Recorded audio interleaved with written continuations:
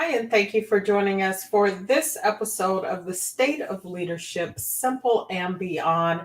That is Robert Hilliard. I am Whitnie Wiley, and we're here on Thursdays, 3 p.m. Eastern, 12 noon Pacific, talking all things leadership. And today we're going to be talking about organizational development, consulting. We're going to be talking about learning organizations and strategies that you can use to make that happen. So, this is one of Robert's. It is, you have his geekdom like oozing out of him talking about these things. And so, um, let's just start, right? I guess we should start at the beginning, right? The simple things, which is we're talking about organizational development consulting, but before we can get to talking about consulting, we need to know what organizational development is. So Yes. we start there. Yeah.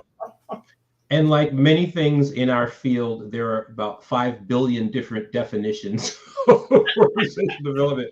Remember when we were in school, and that was like the first thing we had to do is define it. And I was doing all this research. It was like, no one agrees.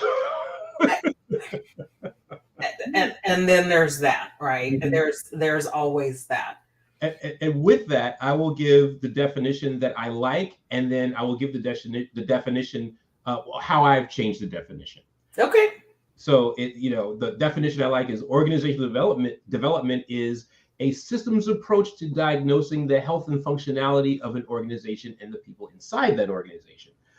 And as you know, I'm a big fan of Peter Block, and one of the things that he talks about is when you say you're diagnosing something, you're approaching it like the all-seeing, all-knowing physician. Yeah. But the people that work in the organization, if you're coming in as a consultant, they're going to know more about the inner workings of that organization than you do. You just have a different perspective because you're outside of it and you can see things a lot, in some cases clearly. So what I like to say is he uses the term discovery. So I've swapped that out a little bit.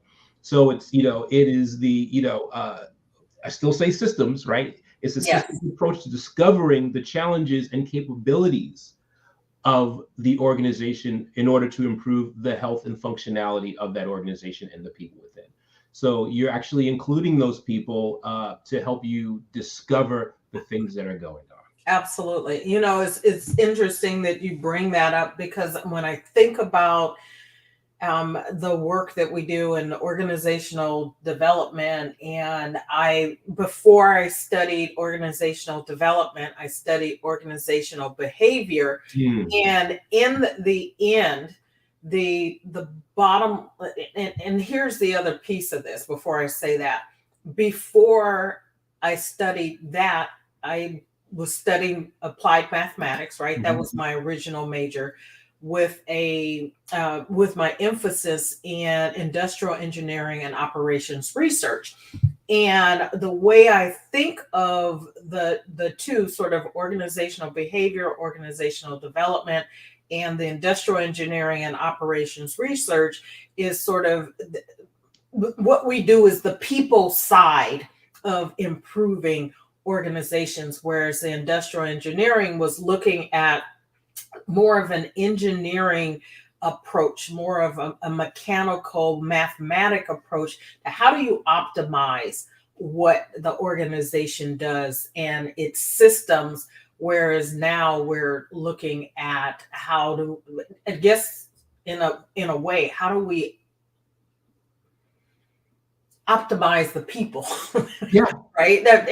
And so instead of the mechanical systems and how to get things from here to there, we're doing that with people. And so that's sort of the difference. Because I get people, so it's like, how did you jump from like math to this? And it really is, it's two sides of the same coin. Mhm. Right. And so this is the people side of improving organizations, which often gets left out of the equation because people who are running companies and organizations are so busy trying to fix, the delivery of things, that they don't look out for the people that make the delivery of things possible. And then when you add in sort of the HR, a little more of the HR component, um, we see how as it relates to leadership, that we're not always doing things as effectively and efficiently as we can. Absolutely. And coming into organizations, and we, and one of our definition of an organization is any two people working together can be an organization, right?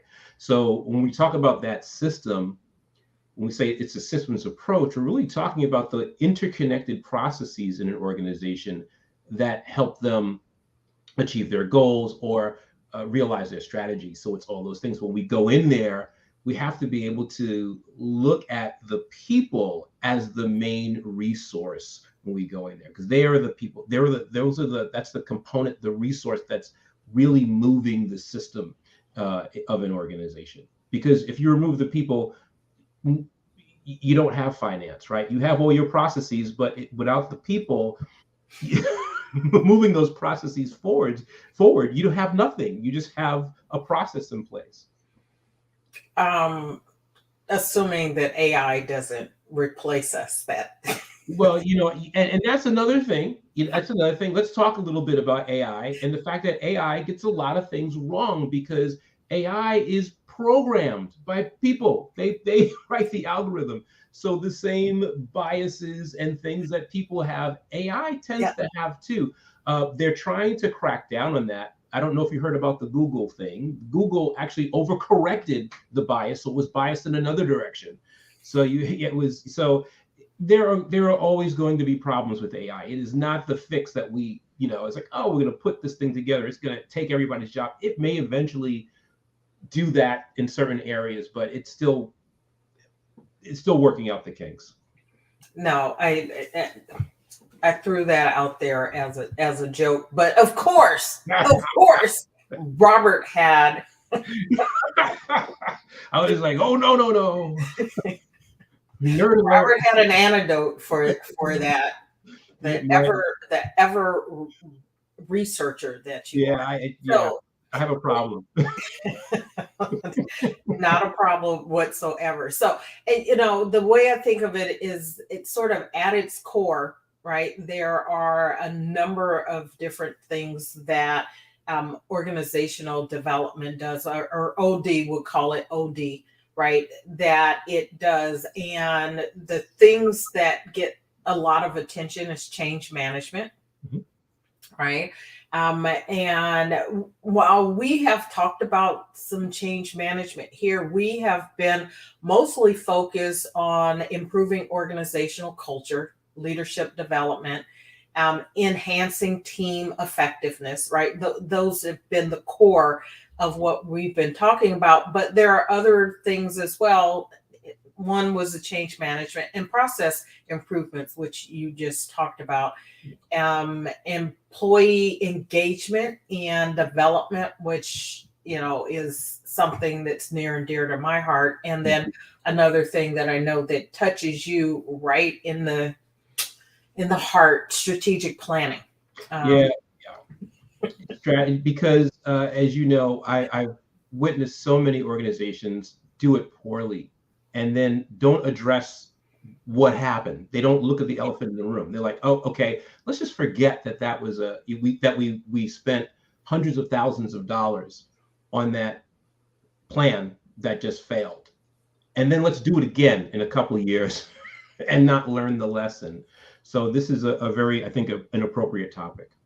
So we've defined OD, organizational development. So what is then the consulting? What do consultants do, and how do consultants help? Right. We've spent the last couple of weeks talking about coaches and the work we do as coaches. You as an executive coach, me and the career management and transition space, but we do this work as organizational development consultants as well. And so, what is the essence of what we're talking about? You defined OD. Now let's talk about the consulting side of this. This is interesting because each OD consultant has their niche, just like in coaching. They have their thing that they really focus on, and they're going to angle at organizations that need help in that particular thing. So it's a partnership, and that's why I say I've added that discovery in there. Mm-hmm. It's a partnership. You work with those folks in organizations to help them really discover the issues. And some people will say diagnose those issues because you have an expert coming in there. And I use the term partner because my goal as an OD consultant is to help the organization learn the skills so that if that issue comes up again, they don't have to call me. They can call me for additional support in other areas, and they may want me to help guide them a little bit, but it's really helping them fix the issues so the issues stay fixed. So that's what a good consultant does. I've worked in some organizations where they've had consultants that came in for just customer service. That was their niche, so to speak. But as an OD consultant, you talked about this, we have a wide palette of things that we can do in an organization. It may be culture change. We want to, they're having some issues with that, diagnosing and changing their culture. It could be change management. It could be strategy. So some of those things that you mentioned before, but it's really coming in, partnering, and there are phases to our work. We have the entry and contracting phase where we go in and we talk about how we will partner together. And then we have the discovery phase where some people will call it diagnosis, where we actually do our needs assessment and we look at the issue. We look at the presenting problem, which is usually the symptom. And that is, I think, the true benefit of hiring a consultant, because a lot of people think that the issue that they're facing is the main issue. And it's really I would say 99.8% of the time, it is only a symptom of the larger issue. I have a story about that later on. I'll tell you later. And then after that, we analyze that data, which you're not going to get from maybe some consultants don't come in and do that, but we're going to analyze that data before we go into implementation. And then the last phase is that evaluation. Actually, and I know you do this too, you evaluate along the way, but usually people say that last stage is evaluation. And then we decide if we want to recontract with that person or if we're going to terminate, meaning we're done, the problem is fixed, or everything collapsed and they don't want us anymore. But that happens rarely. Yeah, I love that you said 99.8. I was staying away from the 99.9%. but a lot of times when people see something, they think that that's the problem. Right. And here's the story. I got called, and this was a very contentious situation. I got called in, my boss called me into a meeting with the manager in the organization, a director, and it was like, I want you to come in and teach my people some customer service skills. And I said, well, customer service may be the issue, but until I go in there and do some analysis, I don't want to waste, time and resources training something that isn't the real problem. And I said, so I will do some analysis. I'll come back with a report. We'll discuss that report.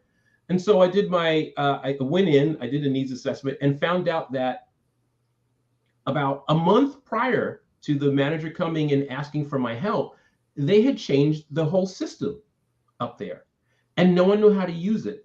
So when customers were coming in, people were pulling out their manual to figure out the new program.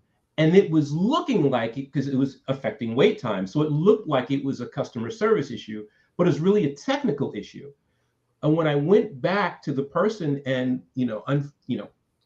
showed them all the data, they were like, this is great, but I still want you to come in and do customer service training. And I said, I just told you that's not the issue.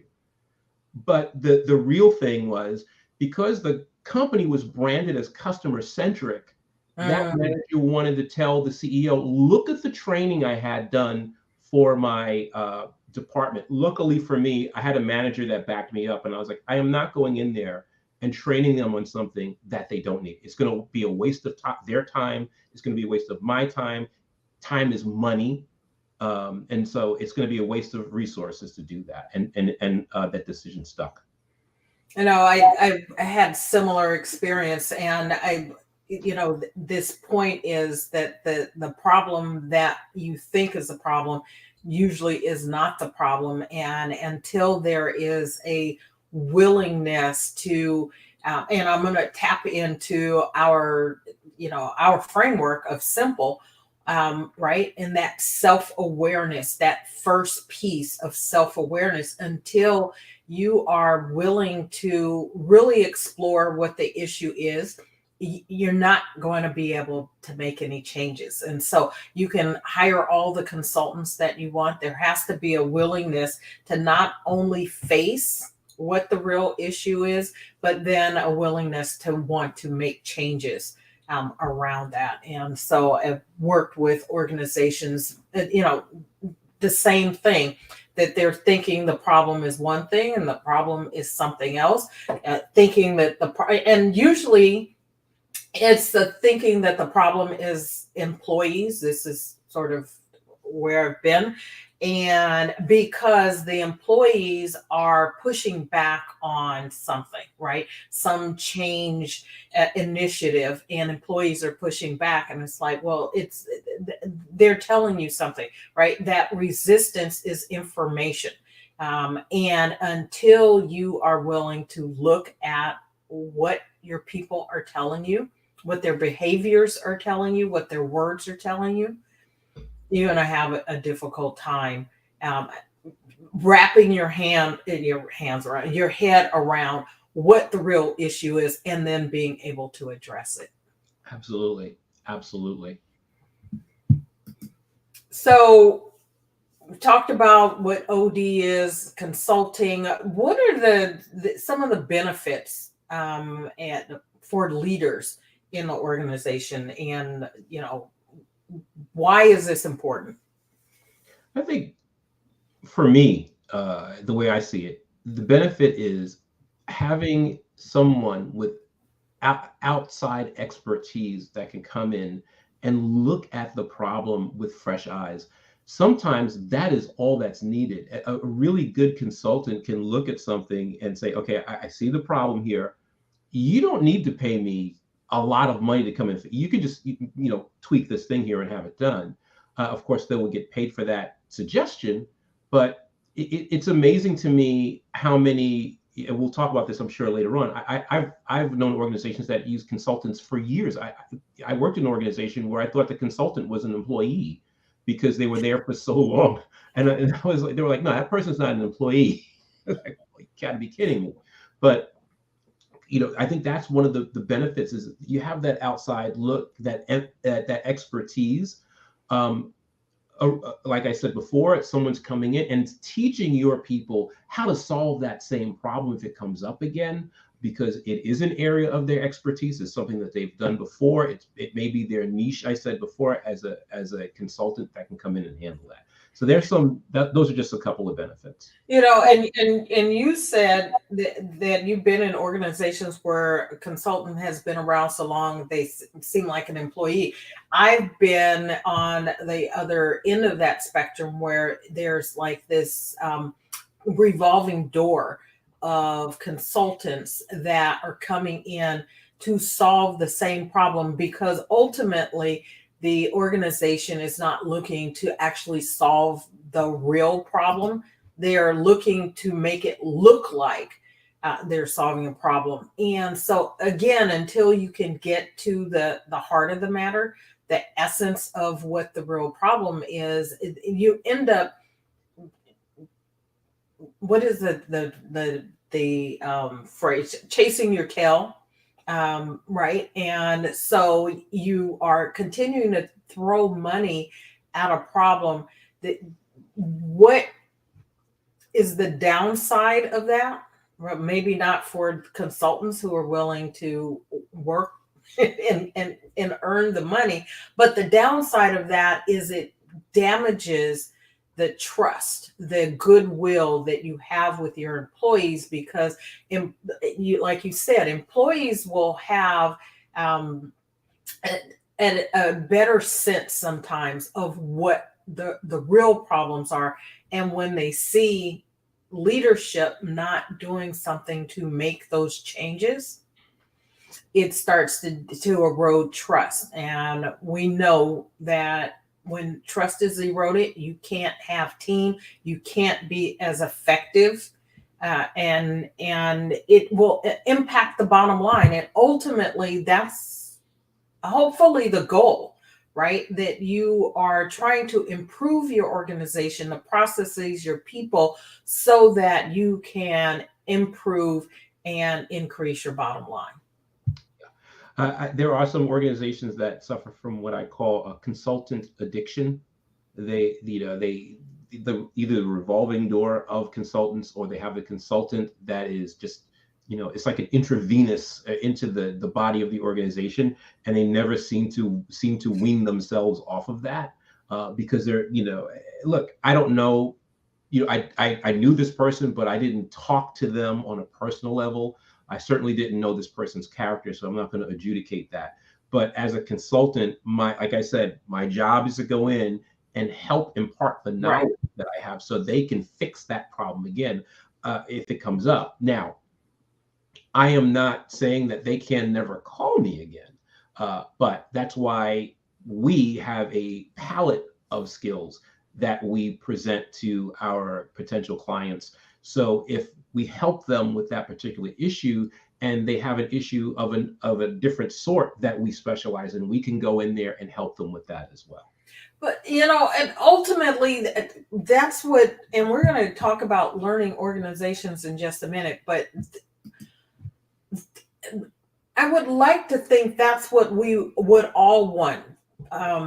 That when we have identified and addressed an issue, and we can learn how to recognize that if it pops up again, and have the tools, some strategies to use, resources if necessary to use to address it the first time, that we can learn something in the process, and if it pops up again, be able to address it again, so that we can utilize our energies, our resources to identify new challenges, right? So that we're not consistently working on the same thing over and over again.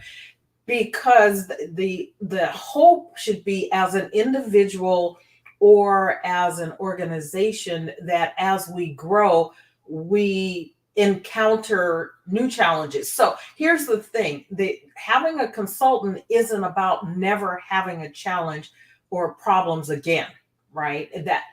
But as you move forward, you have new ones and new things that haven't been seen and solved.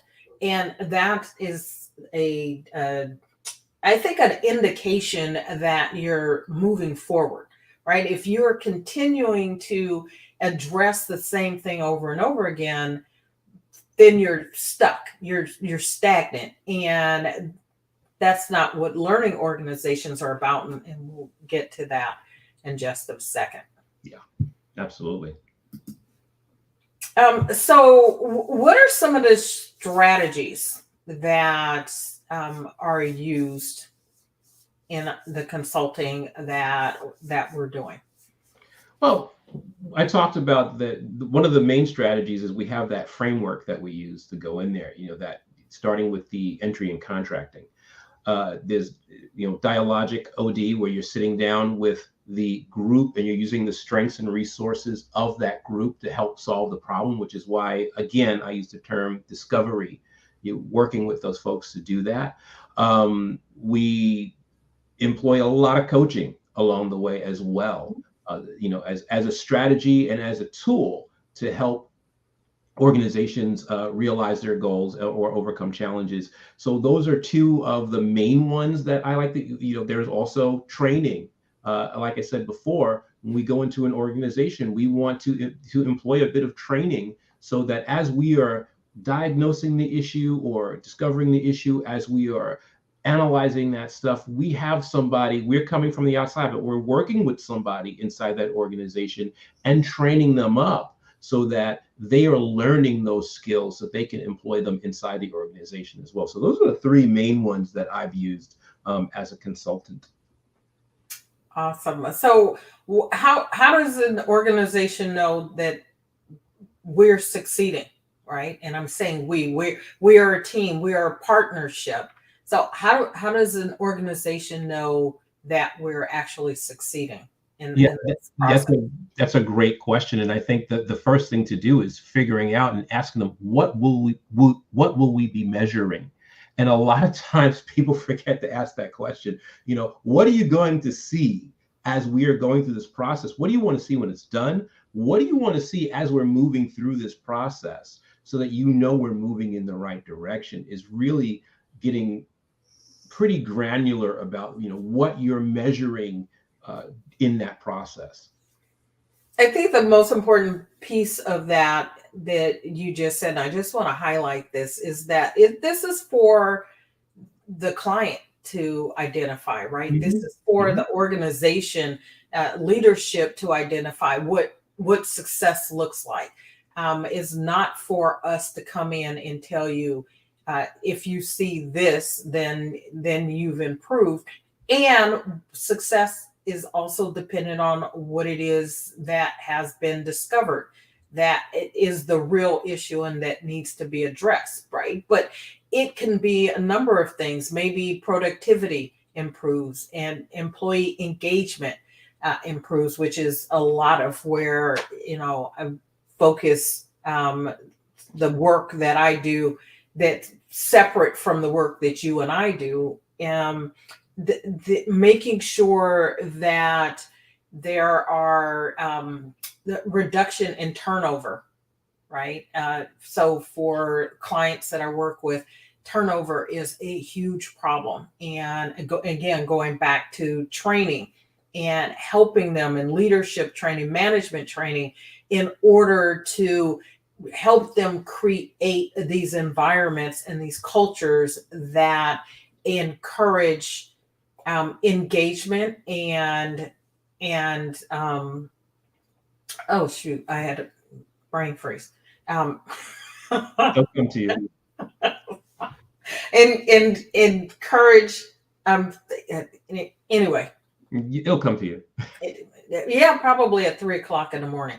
But anyway, whereas retention and engagement, right? Yeah. So that there is a reduction in turnover, which has an impact on the bottom line, because turnover is very expensive, and feedback from leadership and staff. And so making sure that you are, again, identifying what the real issue is will allow you to be able to figure out how you're actually, what success looks like and how you're going to ultimately measure that.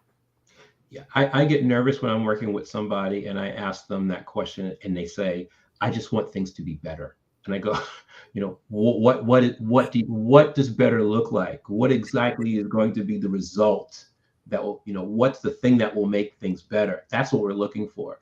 And that means that they haven't really sat down with it and given it much thought. They had a problem. They said, I will get a consultant to come and solve the problem that I haven't really thought about. It's just irritating to me.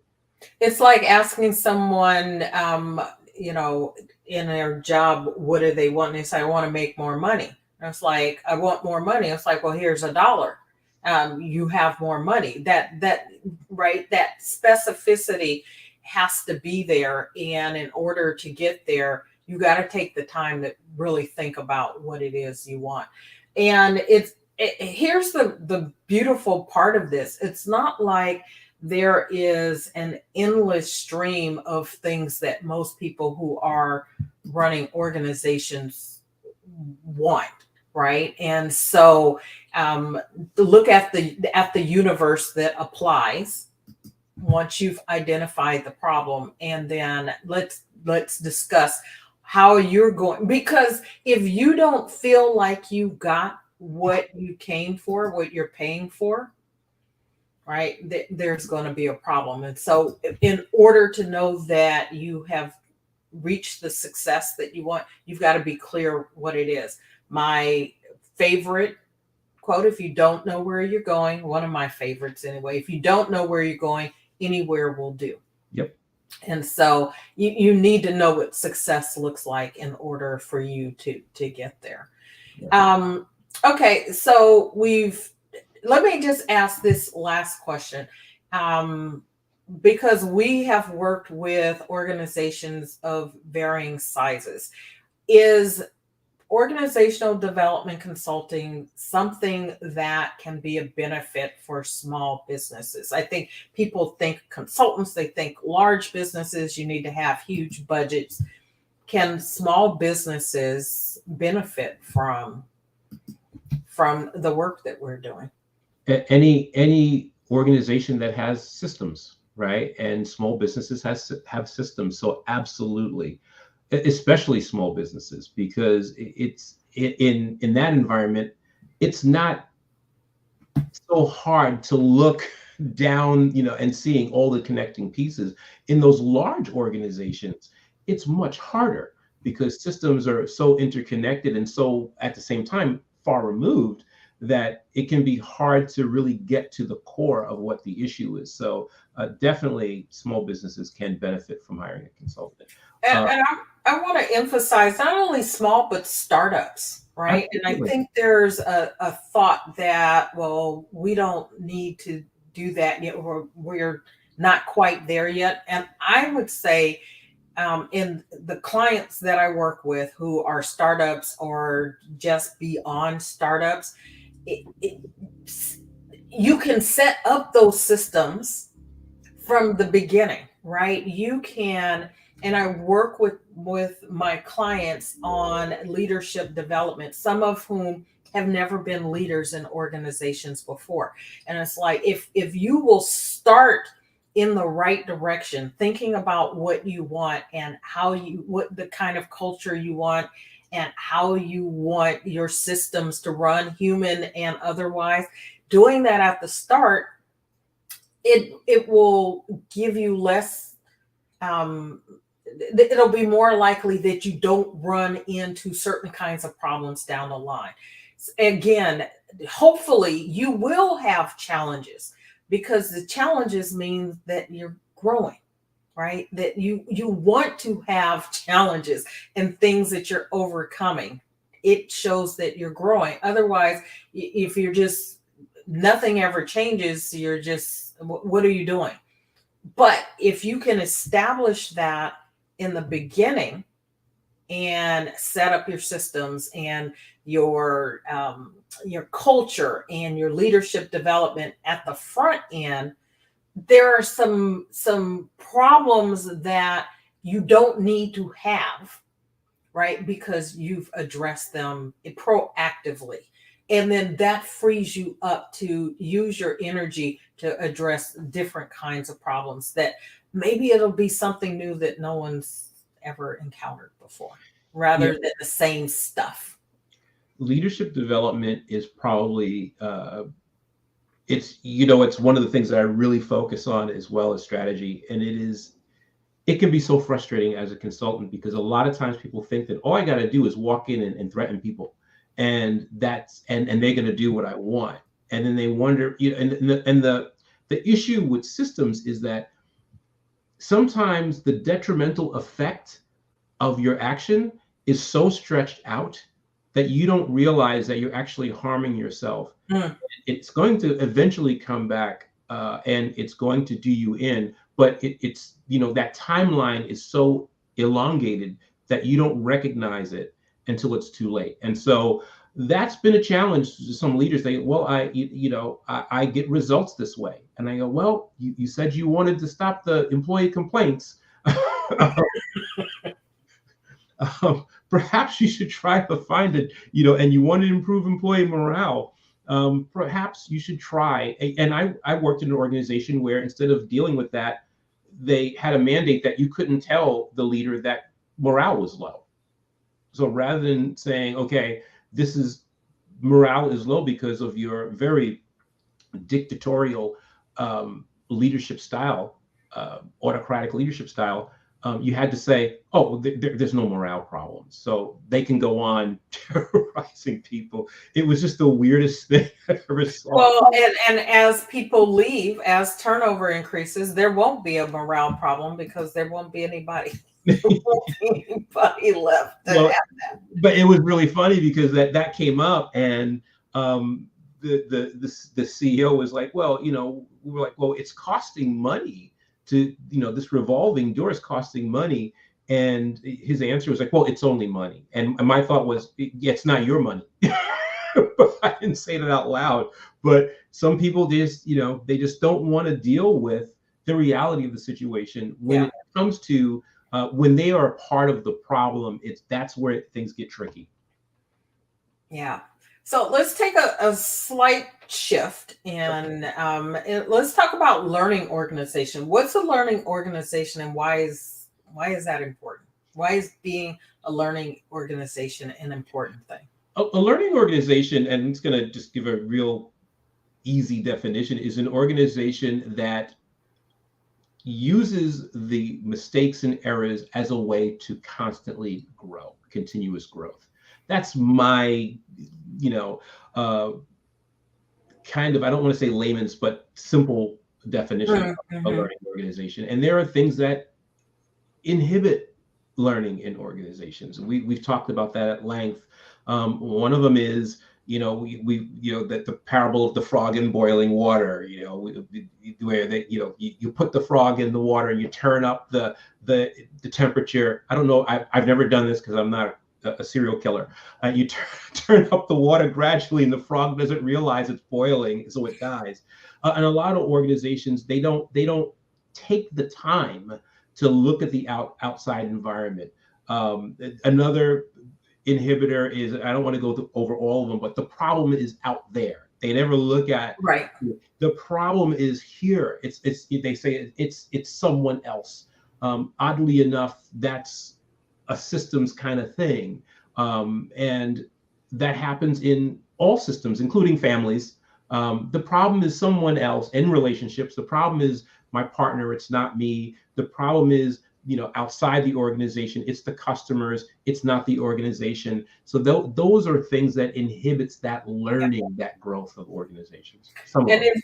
And if you're not a learning organization, you're a dying organization, right? And we've got lots of companies that did not adapt, right? So learning is about adaptation and adapting to change, being innovative, maintaining competitive advantage, and being willing to see that the business landscape is always evolving.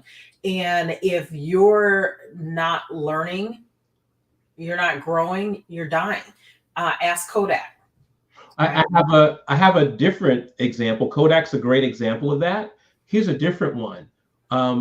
Before automobiles, there were those buggies with whips, right? Those leather whips. And when the automobile came around, all those men that made those whips complained about the automobile instead of saying, how can we partner with the auto? They were really good at working with leather, and they could have just said, you know what, let's start making the seats or the covers for those seats. They could have, but they didn't do it because they were so stuck. They were not learning organizations. They were so focused on a couple things. They didn't see the change coming, right? They weren't paying attention. Right. And then when it came, instead of making the shift, they complained about it. Right. Right. And another example that people might recognize, Blockbuster. Oh, yeah. Right. There's one left. There's one Blockbuster left. Well, there is one. It doesn't make the revenue it once made. I'll just leave it like it. You know what's funny about that? Where's Hollywood Video? Yeah, all of those places are gone. But you know what's really funny about that?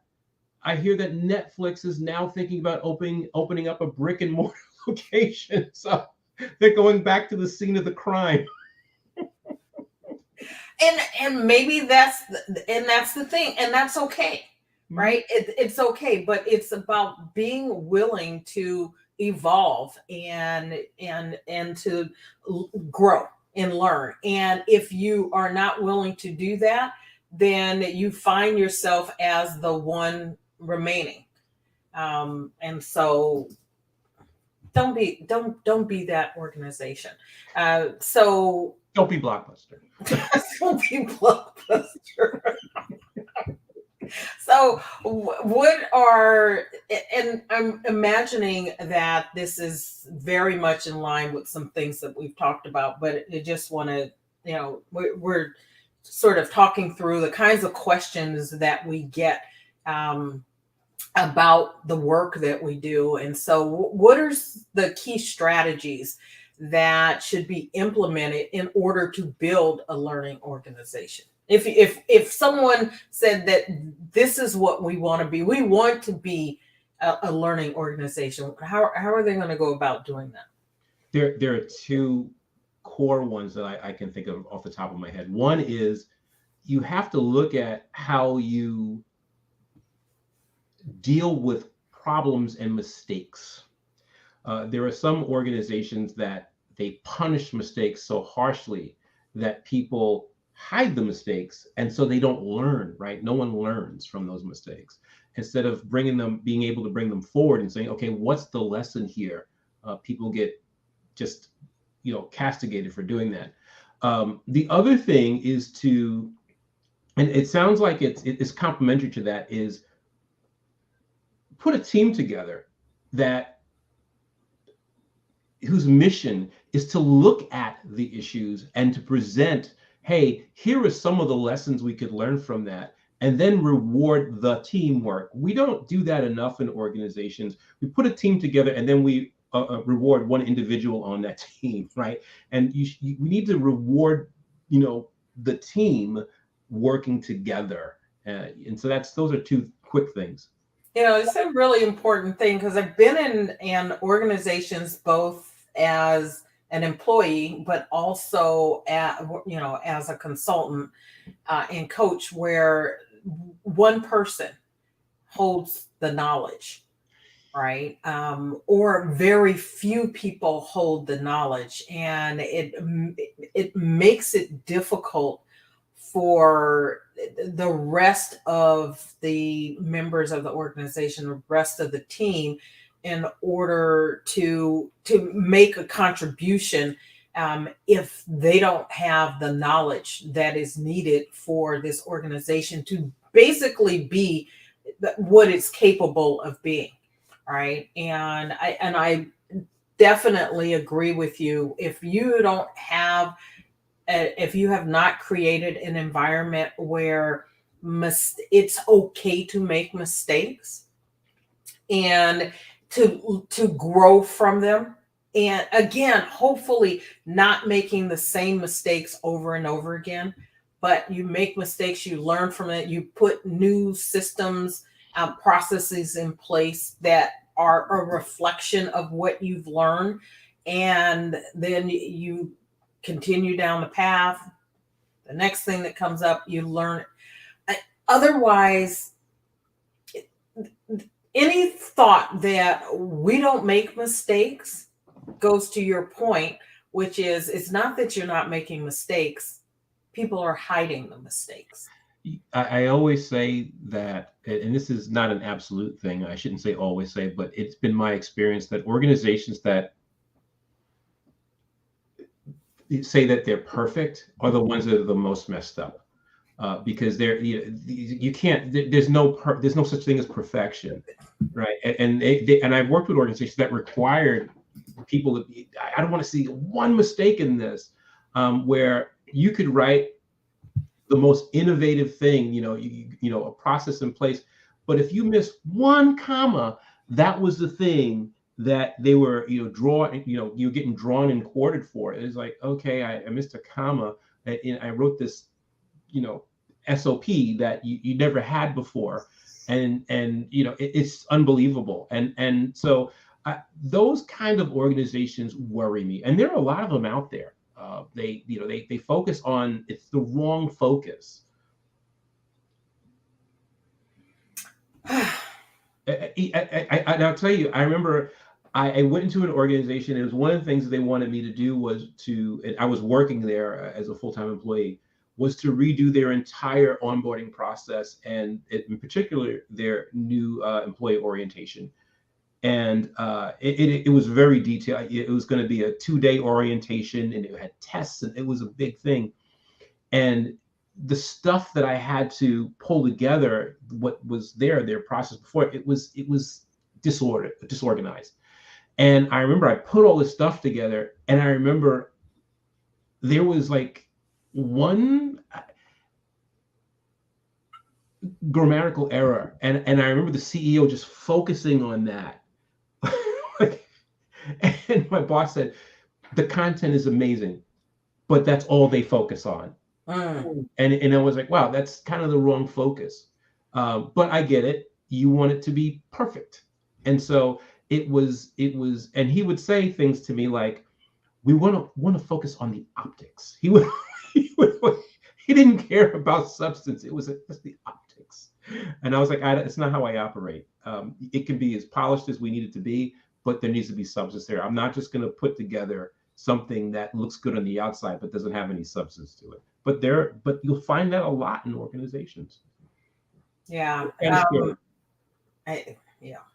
So how does building a learning organization benefit employees? In many ways, right? So first of all, it's going to, well, we're talking about learning, right? It's going to help them in their careers. If they're learning skills, it's going to help them be more valuable to the organization. It's going to help them be more valuable to themselves. They will have a better working knowledge of how the organization actually does what it does, because they'll be interacting with people, hopefully, from other areas, and they can see the interconnections and the interdependencies of the organization. So it's going to make them it'll make their work product better. So there are a lot of benefits to being an employee in a learning organization. Do you think there is some fear from leadership that employees that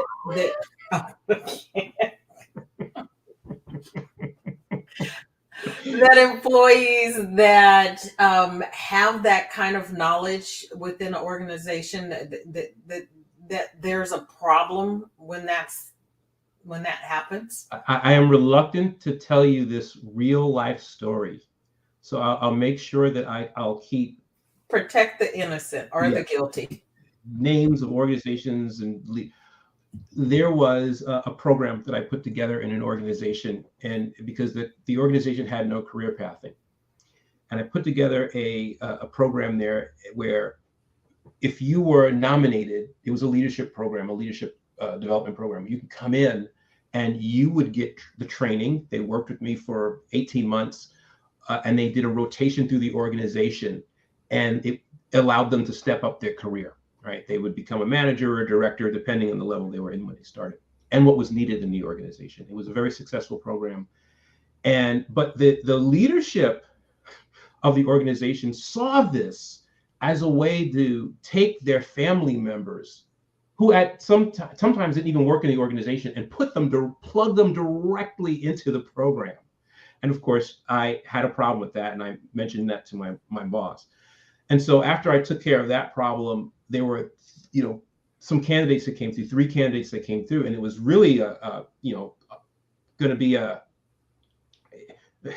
candidate kind of, I use the term coach off when I have to, work against another coach, but they had to kind of sing for their supper.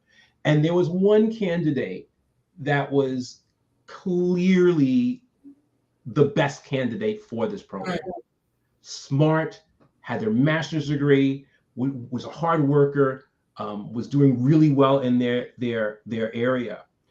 And I remember the CEO, and I told my manager, I think the CEO is going to have a problem with this candidate because this candidate's so capable. My boss did not agree with me. And when they did their presentation, this person came in, the candidate came in and did their presentation. the CEO said to my manager, he's clearly smart, but he's going to be looking at the organization, finding problems. So I don't think that he should. And my boss was livid. He's like, so you're upset. He said to the CEO, you're upset that this person's actually going to, he said he's going to be looking for problems and offering these solutions. This is what the CEO said. And my boss was like, so you're mad that this person is actually going to be making the organization better? And the CEO got mad at my boss and said, I didn't say that. So when my boss came back to me, I said, I hate to say I told you so. And my boss was like, that's ridiculous. I'm throwing my hat in the ring. And this because we did not have a vote because it was our program. But my boss said, forget it. I'm gonna buck the rules and say that this person needs to be. And he eventually became the candidate, did very well, found problems, offered solutions that the organization took. But it was definitely based on fear of the leader. It was like, he's going to steal my thunder. It was the weirdest, absurd thing I've ever seen. I was like, are you kidding me? So what I find really interesting is a concern or a fear about finding problems and offering solutions, as if they are not found out that they are not there. So this is what we talked about a little bit ago. This is the difference between an organization that is not a learning organization and a learning organization. Clearly, that was not a learning organization. It was. I often refer to it as, and you and I talked about this because we were talking about looking at fables as metaphors for modern day organizations. And this was the emperor's new clothes, right? Don't tell the emperor that he's naked. You have to pretend that it's the best thing you've ever seen. And it was one of those weird kind of convergences. So as we start to wrap this up, I want to ask, what are some first steps that, an organization can take towards becoming a learning organization? I think the first step is really thinking about what direction they want to take as an organization and really understanding what a learning organization is.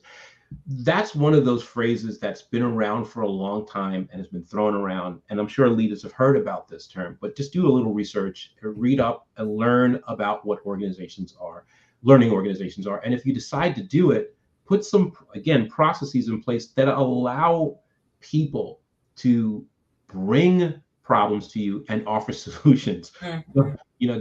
Don't make statements like, well, I don't think this is a good candidate because they're going to be finding problems and coming up with solutions to fix them. That's not a great way to become a learning organization. Yeah, absolutely. And I would just add to that, right? You've got to start by assessing where you are currently, sort of in a continuum of not a learning organization to being one. Because most organizations are probably somewhere in the spectrum, right? In that continuum, and looking at where the gaps are and identifying what it is you want to be when you grow up. I'll put it that way, right? and then realizing that, going back to the point that you made about being willing to allow mistakes to be made as a pathway to learning and growth, and not scaring people or creating an environment or a culture where people not only are afraid to make mistakes, but when they do, they won't own them, which makes it more difficult for you to get where it is you want to go. So you've got to get some clarity around where you are currently, what it is you want to be, set goals to getting there, right? Identifying that gap and then taking the steps to get there. And that's where an OD consultant can come into play, right? Someone that can come in and help you create a strategy that is tailored just for you, where you are, and that aligns with the goals and the vision that you have, so that you can be, right? So that you don't end up going the way of the dodo or Blockbuster or Hollywood Video. Absolutely. Just saying. Absolutely. It's so important. It's so important it's that self-awareness that we always talk about. It's knowing where you are as an organization, as a leader, and deciding that, look, this is something that we want to do. We want to grow, and here's how we're going to do it. But where are we right now? I think that's really important. Absolutely. Well, awesome. It was great talking to you about this, right? We haven't talked about these concepts. We've talked about, leadership and different aspects of leadership, but we hadn't talked about how leaders can improve themselves, how they can actually improve their organizations by utilizing the resource and strategies that come with coaches and consultants. So it was great talking with you these last couple of weeks. If you haven't seen the episode where we talked about executive coaching or career management coaching, go back and look at those. Today, again, we're talking about OD consulting. If you are in need of a coach or a consultant, please feel free to reach out. And Robert, if someone wanted to connect with you, how would they go about doing that? They can reach out to me at inspireme@Robert Hilliard Coaching. That is my email that comes directly to me. Or they can just go to my website, which is Robert Hilliard Coaching, and find the contact form there, fill that out. Let me know what goals or challenges you have, and we'll set up a discovery call, and we'll see how we can work together. And if you want to reach out to me, you can do so through my website, shiftingintoaction.now.site. Shiftingintoaction.now.site. There is an opportunity there for you to complete a form. Let me know that you'd like a consultation. We can discuss what your challenges are, get to the heart of the matter, and then decide how or if, right, I or Robert and I together are the right team for you. So with that, thank you so much for joining us this week for the State of Leadership, Simple and Beyond. Again, we are here on Thursdays, 3 p.m. Eastern, 12 noon Pacific. And until next time, keep learning, keep growing, and take care. See you soon.